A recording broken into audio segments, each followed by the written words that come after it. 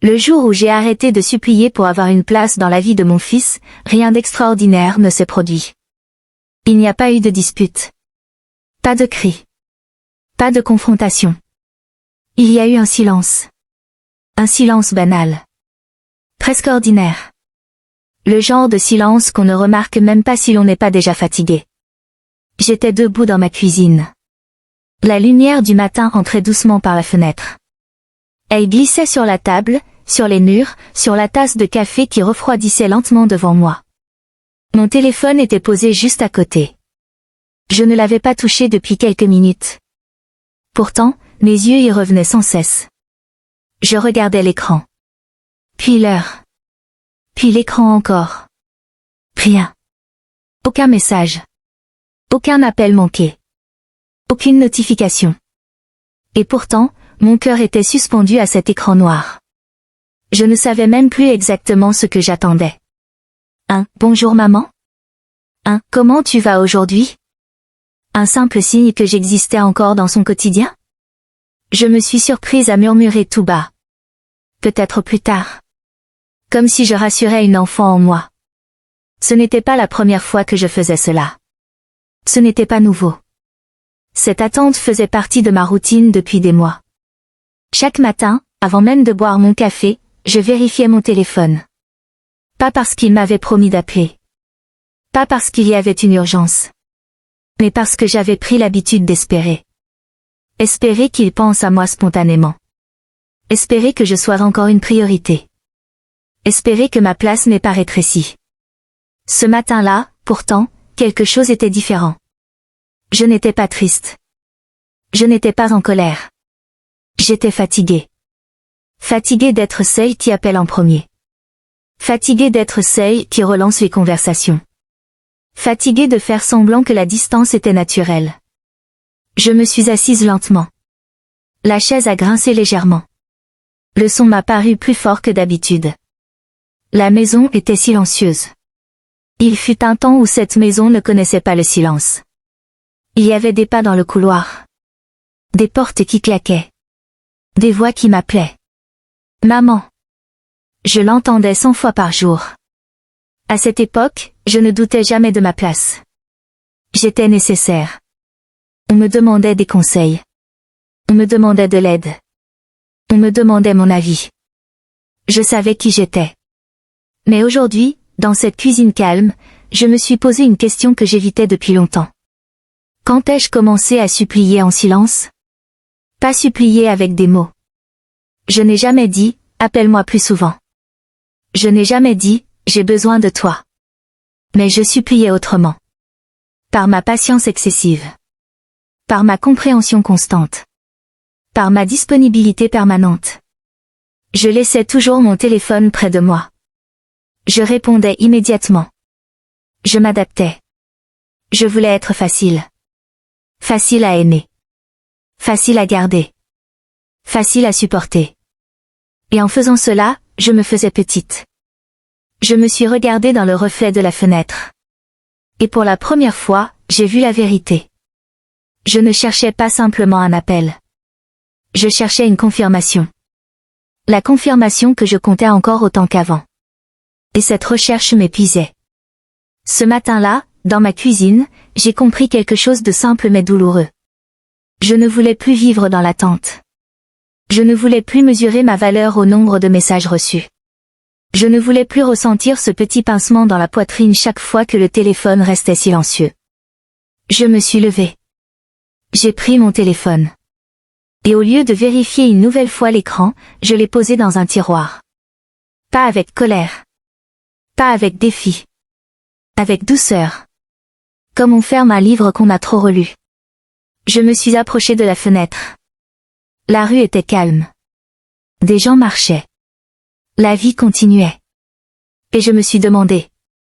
Et si je cessais de courir? Et si je cessais de maintenir seul un lien à deux? Et si je laissais l'espace exister sans essayer de le remplir? La réponse m'a fait peur. Parce que je ne savais pas ce qui resterait. Mais une chose était certaine. Je ne voulais plus supplier. Pas pour une place. Pas pour une attention. Pas pour un signe. Ce matin-là, Je n'ai rien perdu. Mais j'ai commencé à me retrouver. Je n'ai pas toujours ressenti cette attente. Il fut un temps où mon téléphone sonnait trop souvent. Un temps où j'aurais presque rêvé d'un peu de silence. Quand mon fils était petit, il ne passait pas une heure sans m'appeler. Maman? Maman, regarde. Maman, viens voir. Ma vie tournait autour de ces appels-là. Je me levais tôt. Je préparais son petit déjeuner. Je vérifiais son sac d'école. Je connaissais ses habitudes par cœur. Je savais quand il était inquiet sans qu'il me le dise. Je savais quand quelque chose n'allait pas à sa façon de fermer une porte. J'étais son point d'ancrage. Et à cette époque, je ne me posais aucune question. Être sa mère suffisait. Puis il a grandi. Comme tous les enfants. Il est devenu plus indépendant. Plus silencieux parfois. Plus tourné vers l'extérieur. Et j'ai accepté cela. Je savais que c'était normal. Je savais que le rôle d'une mère n'est pas de retenir. Alors je l'ai encouragé. Je l'ai soutenu dans ses choix. Je l'ai félicité pour ses réussites. Je l'ai laissé partir sans montrer que cela me faisait peur. Quand il a quitté la maison, j'ai pleuré. Pas devant lui. Seul, dans sa chambre devenue trop calme. Mais je me suis dit que c'était le cycle naturel des choses. Il m'appelait souvent au début. Pour me raconter son travail. Pour me demander un conseil. Pour me parler de ses projets. J'aimais ces conversations. Elles étaient différentes, mais elles existaient encore. Je me sentais toujours incluse. Toujours importante. Puis sa vie s'est remplie. Il a rencontré quelqu'un. Il a construit son propre foyer. Il a pris des décisions sans me consulter. Et c'est là que les choses ont commencé à changer. Pas brusquement. Doucement. Les appels sont devenus plus courts. Je te rappelle plus tard, maman. On est un peu occupé. Je répondais toujours avec compréhension. Ne t'inquiète pas. Je comprends. Et je comprenais vraiment. Je ne voulais pas être cette mère possessive. Je ne voulais pas être un poids. Alors je me suis adaptée. Je l'appelais moins souvent. Je faisais attention à l'heure. Je faisais attention à la durée. Je faisais attention à ne pas déranger. Je croyais que c'était du respect. Mais aujourd'hui, je me rends compte que je confondais respect et retrait. Il y a eu un moment qui m'a marqué. Un dîner chez eux. Nous étions autour de la table. Ils parlaient de projets importants. Des décisions déjà prises. Je les écoutais. Je souriais. À un moment, j'ai voulu donner mon avis. Pas pour contrôler. Pas pour imposer.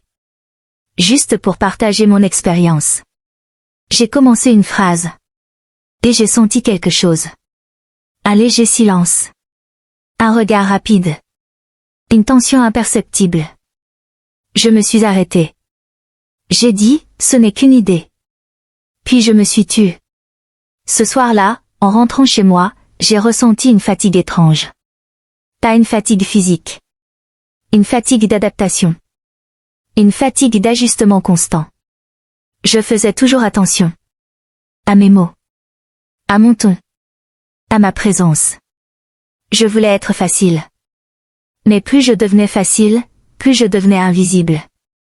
La distance ne s'est pas installée d'un coup. Elle s'est glissée dans les détails. Un appel manqué non rappelé. Un message répondu plusieurs heures plus tard. Une visite repoussée.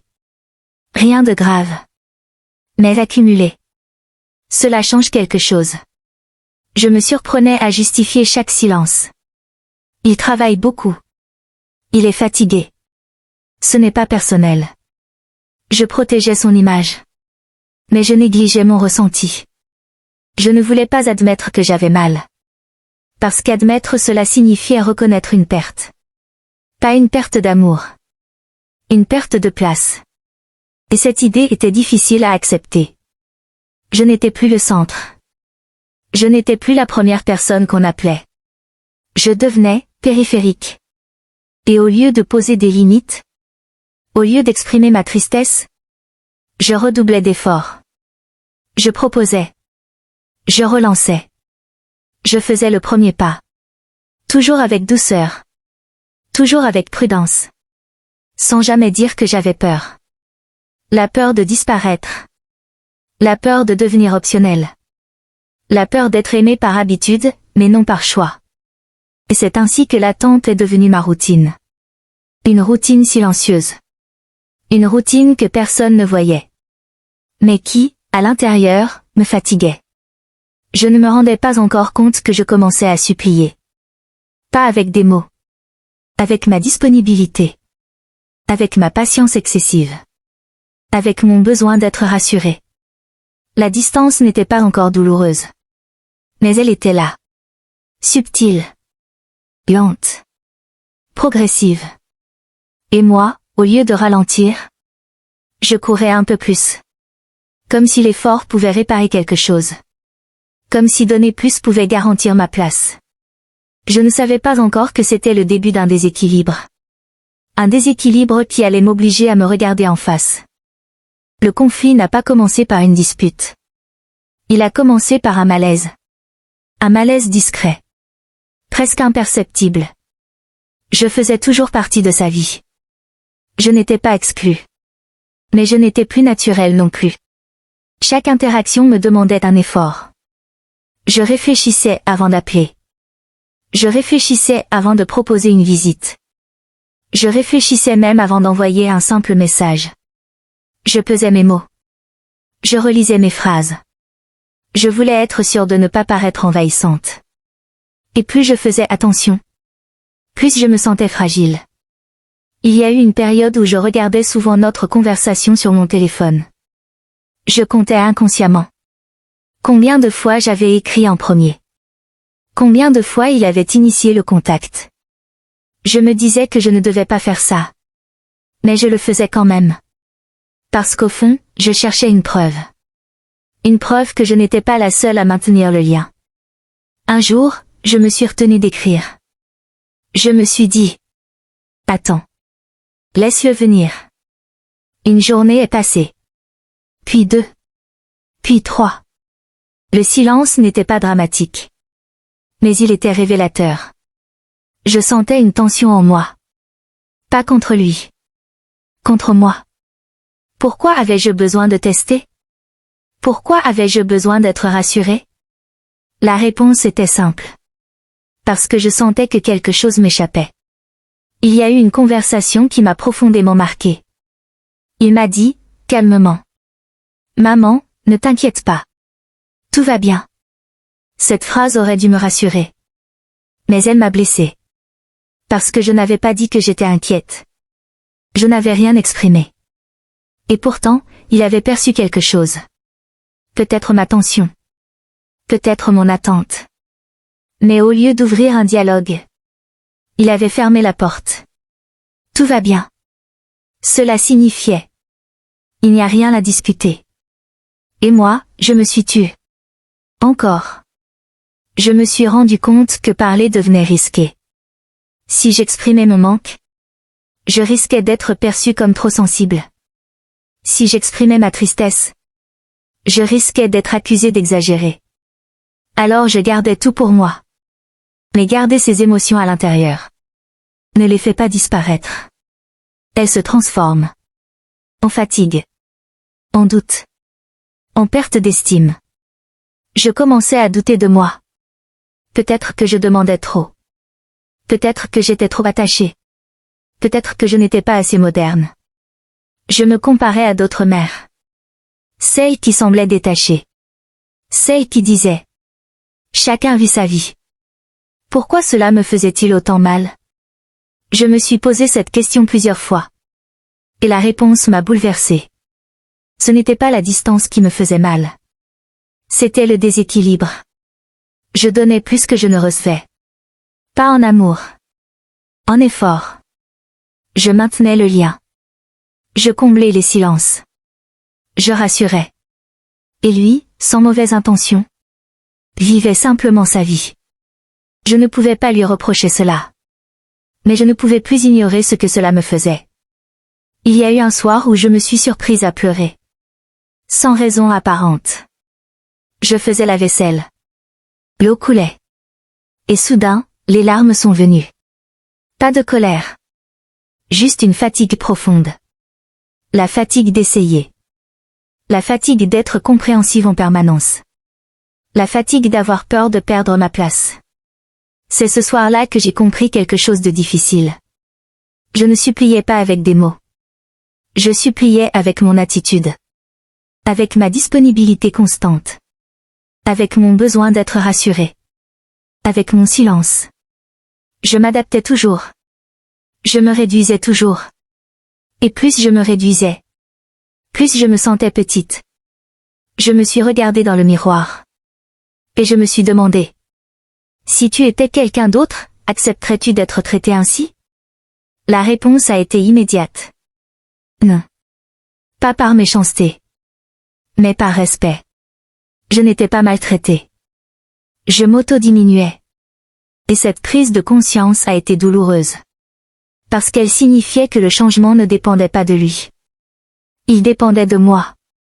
Je devais arrêter de supplier. Pas pour le punir. Pour me préserver. Mais arrêter est difficile. Quand on a l'habitude de maintenir, de relancer, de protéger le lien. Arrêter, c'est accepter un risque. Le risque que le silence continue. Le risque de découvrir que l'effort venait surtout de soi. Pendant plusieurs jours, j'ai observé. Je n'ai pas relancé. Je n'ai pas comblé. Je suis resté calme. Le silence est resté. Et au lieu de m'effondrer, je me suis redressé. Parce que dans ce silence, je voyais enfin la vérité. Je ne pouvais pas forcer l'attention. Je ne pouvais pas négocier ma place. Je pouvais seulement décider de ne plus courir. Et ce choix allait tout changer. Le point de rupture n'a pas été une explosion. Il n'y a pas eu de cri. Pas de reproche. Pas de porte claquée. Il y a eu un dimanche. Un dimanche ordinaire. Je me souviens du silence dans la maison. Je me souviens de la lumière douce sur la table. Je me souviens de mon téléphone posé devant moi. J'avais envoyé un message simple le matin. Tu es libre aujourd'hui? On pourrait déjeuner ensemble. La réponse est arrivée plusieurs heures plus tard. Pas aujourd'hui. On a déjà prévu quelque chose. Rien d'agressif. Rien d'impoli. Juste une phrase normale. Mais ce jour-là, quelque chose s'est brisé en moi. Pas parce qu'il avait refusé. Mais parce que je me suis rendu compte que j'espérais encore trop. J'attendais que ma proposition devienne une priorité. J'attendais que ma présence compte naturellement. Et je voyais bien que ce n'était plus le cas. Je suis restée assise longtemps. Le téléphone dans la main. Le message encore affiché. Et une pensée m'a traversée. Tu n'as plus besoin de courir. C'était la première fois que cette pensée ne me faisait pas peur. Avant, l'idée de ne plus insister me donnait l'impression d'abandonner. Mais ce jour-là, elle ressemblait à un soulagement. Je me suis levée. J'ai rangé le téléphone dans un tiroir. Pas par colère. Par décision. Ce geste était simple. Mais il était symbolique. Je ne voulais plus être dans l'attente permanente. Je ne voulais plus mesurer ma valeur au nombre d'invitations acceptées. Je ne voulais plus ressentir ce petit pincement chaque fois qu'un plan se faisait sans moi. Le plus difficile n'était pas d'arrêter d'écrire. Le plus difficile était d'arrêter d'espérer inconsciemment. Pendant des semaines, j'avais cru que si j'étais plus douce, plus compréhensive, plus discrète, alors tout redeviendrait naturel. Mais l'amour ne fonctionne pas ainsi. On ne gagne pas sa place en se diminuant. Je me suis assise dans le salon. J'ai repensé aux années passées. À tout ce que j'avais donné sans compter. Je ne regrettais rien.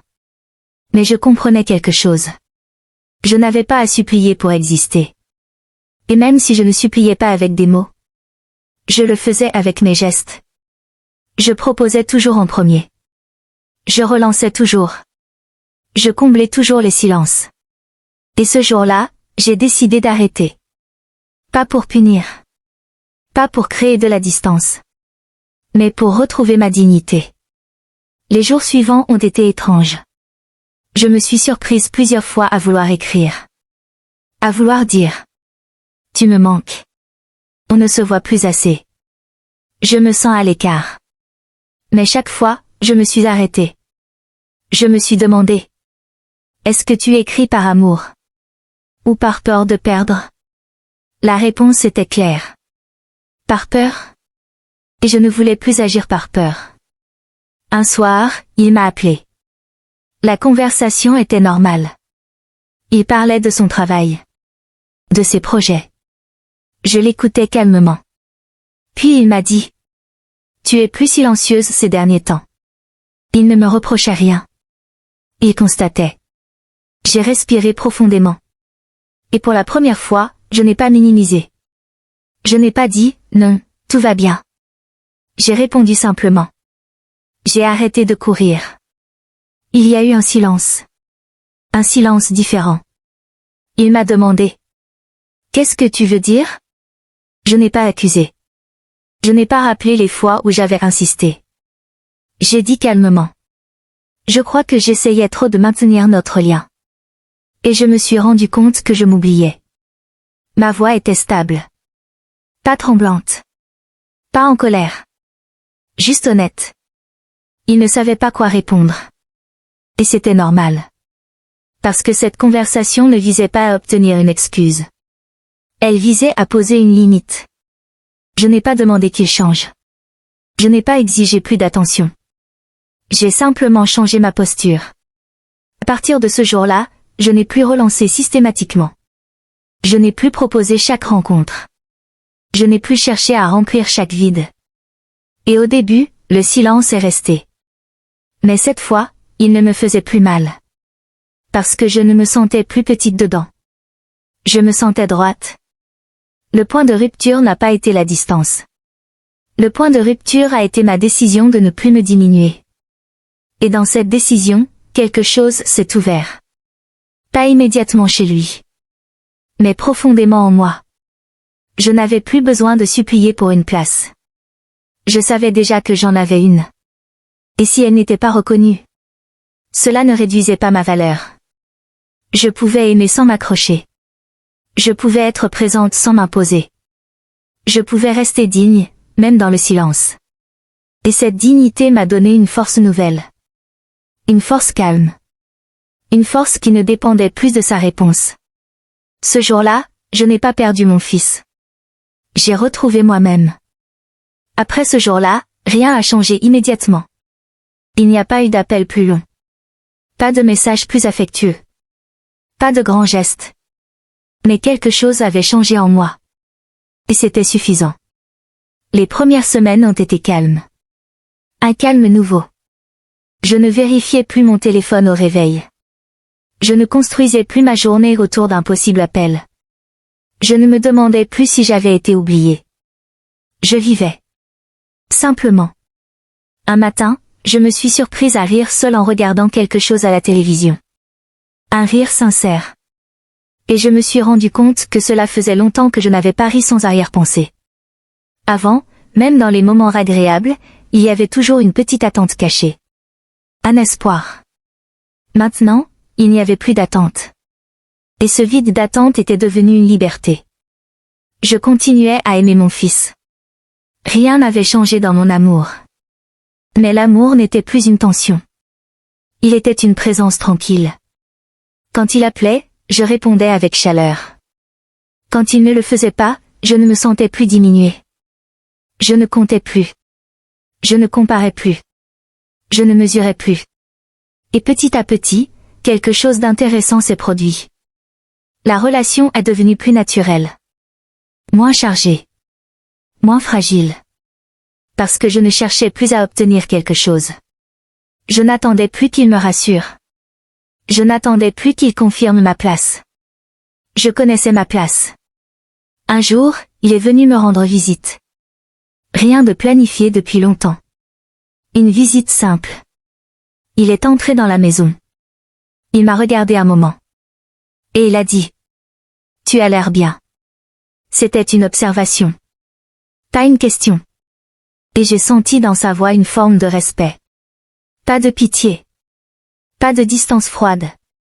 Du respect. Je crois que lorsque nous cessons de courir derrière quelqu'un, il ressent ce changement. Pas comme une menace. Comme une stabilité.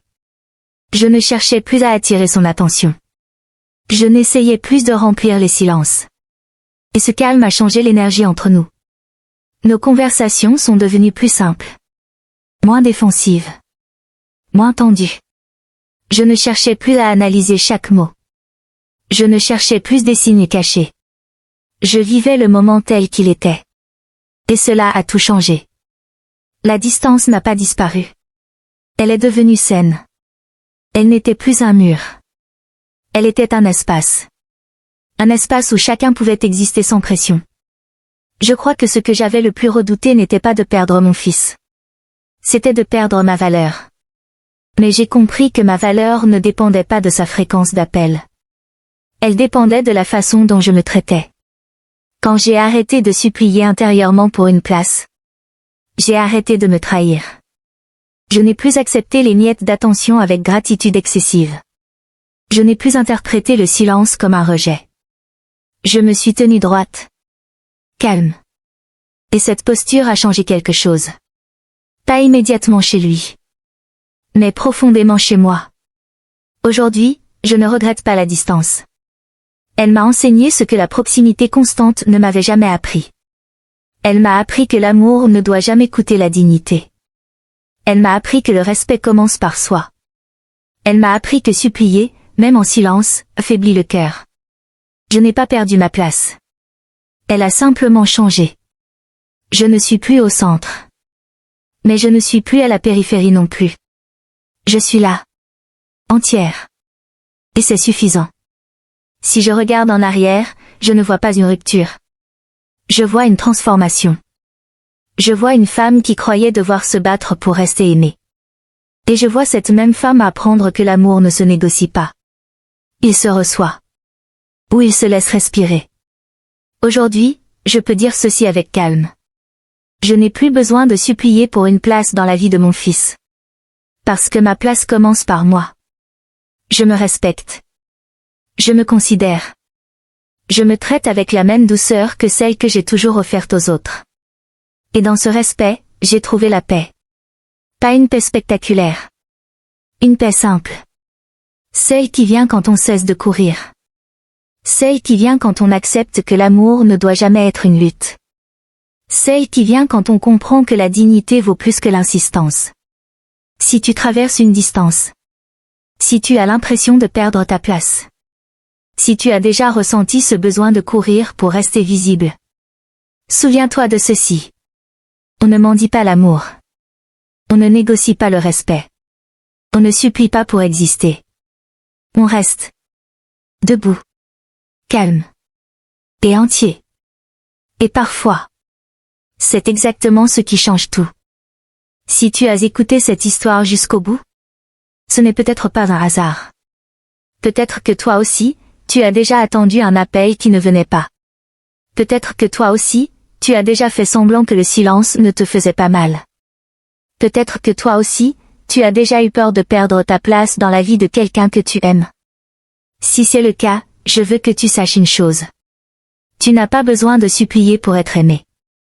Tu n'as pas besoin de te diminuer pour rester dans la vie de quelqu'un. Et tu n'as pas besoin de courir pour mériter le respect. Si cette histoire a résonné en toi, laisse un commentaire. Même un seul mot. Un mot qui dit « moi aussi ». Abonne-toi si tu as besoin d'histoires vraies, racontées doucement. Des histoires qui ne crient pas, mais qui parlent directement au cœur. Et si tu connais quelqu'un qui traverse une distance silencieuse, quelqu'un qui apprend à se respecter sans bruit, partage-lui cette vidéo. Parce que parfois, une seule histoire peut empêcher un cœur de se sentir seul. Merci d'avoir écouté. Prends soin de toi.